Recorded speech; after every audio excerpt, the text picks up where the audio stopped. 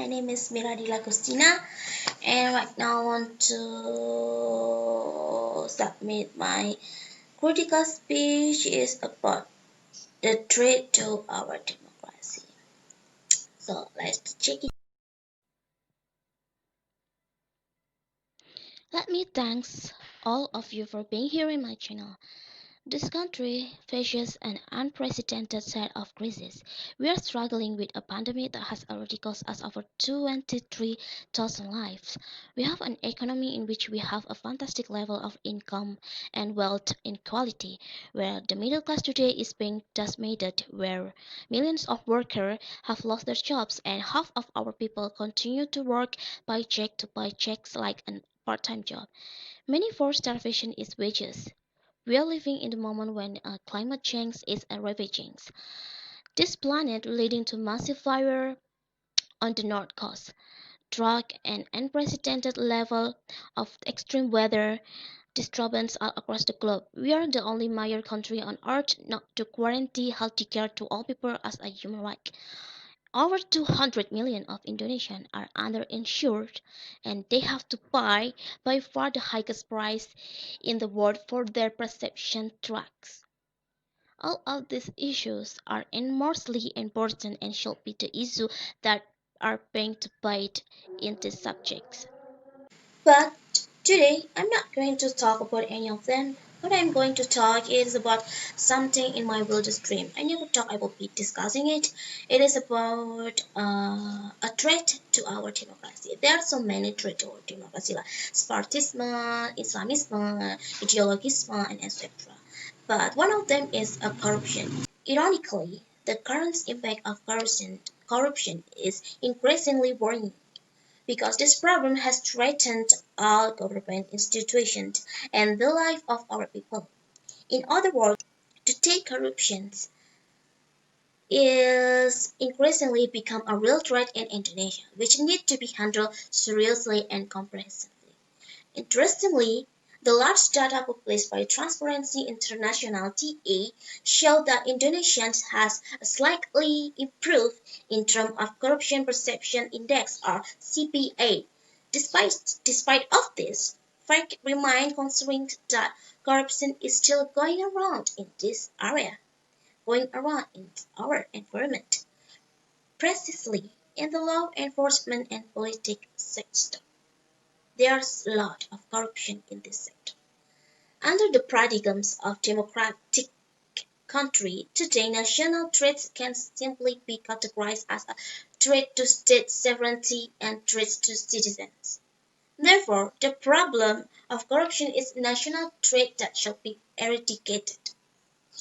I'm going to tell you about the interview that I did a few years ago in a various conversation that I conclude with some of residents in my village, in my city. There is a name of people who they always say is not worthy to be a mayor in that city. However, that person, that unfit person, unworthy person, was win the Pemilu and elected to be a mayor. I asked them, why did you choose him? I asked all the residents the question, why did you choose him? They answer with just a hand gesture like, despite the money. How funny is that? Money can control anything, bro. So, in my opinion, this is 100% is a corruption. So, what is your response and what is your opinion about this? Do you think it is corruption or not? He has not even become an official, but he has already committed corruption. Then, how did he ruin his tenure, even though the KPK continues to catch the corruptor and the act and drag them to trial? There is no saying that people are afraid to commit corruption, right? They will do again and again. They are like they are not afraid to anything. They are not afraid to our law. They are not afraid to our policemen. They are not afraid to our government. So they will commit the corruption again. Do you know one of the biggest corruption in Indonesia is by Mr. Nazaruddin, 32 years old man that flew from Laos. He was charged with accepting nearly 3 million US dollar in exchange for approval of construction project for 2011 ASEAN Games in Indonesia. This problem made Indonesian citizens no longer trust the government. Indonesian citizens have always been alert and always sore when they see a little bit of mistake in government.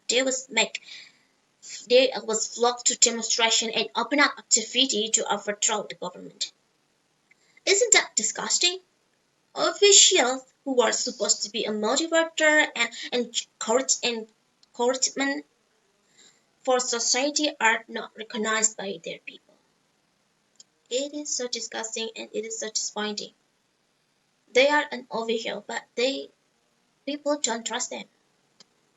I'm sorry if my word is inappropriate, but I just want to ask you, who should be responsible for this problem? It is us, as a citizen who don't have a critical thinking, but our country, or it is you, the higher ranking officials who only care about themselves and forget their promise and their obligation when they are so throwing around in public, say that I am going to this, I will do this, I will do what in the future, blah blah blah. But after they become blind and they forget about all of that promise. So to all people in this country, whatever you are and whoever you are, I want you not only think about yourself. You must think about other people too. You must think about other people have, other people feeling, other people future too. You are not always thinking about yourself. I know to get rid of this problem is really difficult, but if we and gather around and hand by hand, I think we can pass this problem if we help each other. So just remember what I say. If you get treated improperly, then do the same thing to them. I know this is such cruel and inappropriate, but that's the world to do. This is the world that's full of surviving. So if you get treated improperly, then do the same thing. Don't treat the corruptor properly. Treat them like they treat you. Let's gather evidence to suppress and throw them away to the political rights trust to the trust. And for who? For you, the officials, the honorable of official. If you are a corrupt, then at least share the money with the citizen as the fund for other WNE. If you get money from other, then a little bit you must still share that money with other WNE because your money is our money. Don't forget about that. I hope that in the next future, our generations can make our country, no, not country, but can make our people more developed and more rises in the world. I don't. I think it is wrong that you're just thinking about your country because when you're thinking about your country, then you're just thinking about the reputation of your country. You are not thinking about the people. I just want you, the next generation, and so in this present time, the official of in the present time, I just want all of you think about our people, not your country. Before you develop the reputation of our country, then you must to develop the people first before you develop the reputation. Do you understand what I mean? Right? If the your country is have a good reputation, but your people is like stupid and don't have any critical thinking and don't have any uh mature mature thinking and they don't care about anything in this country, then that's a failure for you. Then we just stuck in the middle and we cannot develop in the next future.